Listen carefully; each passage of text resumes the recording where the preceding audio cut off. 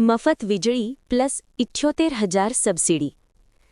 PM Suryaghar યોજનાએ મેળવો 300 unit મફત વીજળી અને 78,000 સુધીની સબસિડી.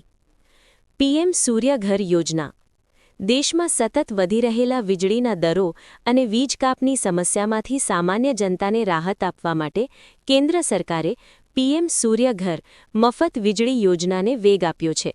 આ યોજના હેઠળ વર્ષ 2026-27 સુધીમાં દેશના 1 કરોડ ઘરોની છત પર સોલાર પેનલ લગાવવાનું લક્ષ્ય રાખવામાં આવ્યું છે, જેનાથી મધ્યમ અને ગરીબ પરિવારોને મોટો આર્થિક લાભ થશે. હવે તમારું આધાર કાર્ડ બંધ થઈ જશે.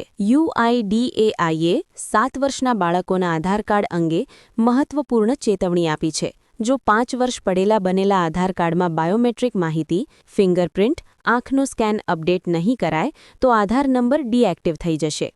આ અપડેટ શાળાઓમાં પ્રવેશ, શિષ્યવૃત્તિ અને ડીબીટી સેવાઓમાં મુશ્કેલી ટાળવા માટે અત્યંત જરૂરી છે. અપડેટ કોઈપણ નજીકના આધાર સેવા કેન્દ્ર પરથી મફતમાં કરાવી શકાય છે. નવો નિયમ: વાહન જપ્ત થઈ શકે.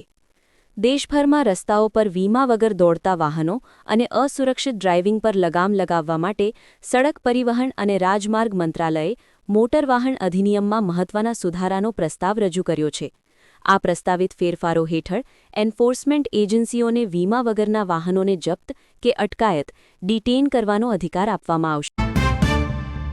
બજેટમાં ખેડૂતો માટેની બેઠકો શરૂ. કેન્દ્રીય નાણાં પ્રધાન નિર્મલા સીતારમણ 1 ફેબ્રુઆરીએ લોકસભામાં આ વર્ષનું કેન્દ્રીય બજેટ રજૂ કરશે. નાણાં મંત્રાલય બજેટ દરખાસ્તોને અંતિમ સ્વરૂપ આપવામાં વ્યસ્ત છે. આ સંદર્ભમાં કેન્દ્રીય કૃષિ પ્રધાન શિવરાજસિંહ ચૌહાણે શુક્રવારે ગુજરાત અને પંજાબના કૃષિ પ્રધાનો સાથે કૃષિ ક્ષેત્રને લગતા મુદ્દાઓ પર એક મહત્વપૂર્ણ સમીક્ષા બેઠક યોજી હતી. કૃષિ મંત્રાલયના જણાવ્યા અનુસાર બેઠકમાં પ્રધાનમંત્રી રાષ્ટ્રીય કૃષિ વિકાસ યોજના અને કૃષ્ણોન્નતિ યોજના સહિત અનેક મુખ્ય કેન્દ્રીય યોજનાઓના અમલીકરણ અંગે ચર્ચા કરવામાં આવી હતી. રાજ્યવાર ભૌતિક અને નાણાકીય પ્રગતિ, બાકી દરખાસ્તો અને બજેટ ઉપયોગની સ્થિતિ અંગે વિગતવાર ચર્ચા કરવામાં આવી હતી. શિવરાજસિંહ ચૌહાણે બેઠકમાં જણાવ્યું હતું કે કેન્દ્ર સરકાર દ્વારા જારી કરાયેલા ભંડોળનો ઉપયોગ સમયસર, પારદર્શક અને સુસંગત રીતે થવો જોઈએ, જેથી ખેડૂતો યોજનાઓનો મહત્તમ લાભ મેળવી શકે. જે રાજ્યો ભંડોળનો અસરકારક અને સમયસર ઉપયોગ કરે છે તેમને આગામી બજેટમાં પૂરતી અને અવિરત નાણાકીય સહાય મળશે.